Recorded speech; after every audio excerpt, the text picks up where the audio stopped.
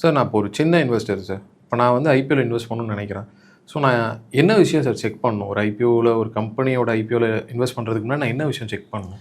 மேஜராக வந்து red ஹேரிங் prospects அப்படின்றது ஒன்று இருக்குது. அது வந்து பார்க்கணும். அதில் வந்து என்னென்ன விஷயம் கிடைக்கும் அப்படின்னா, இந்த கம்பெனியோட ஃபினான்ஷியல்ஸ் கிடைக்கும். ஓகே. ஓரளவுக்கு அவங்களுக்கு தெரிஞ்சிருந்து அப்படின்னா அந்த ஃபினான்ஷியல்ஸை படிக்கணும்.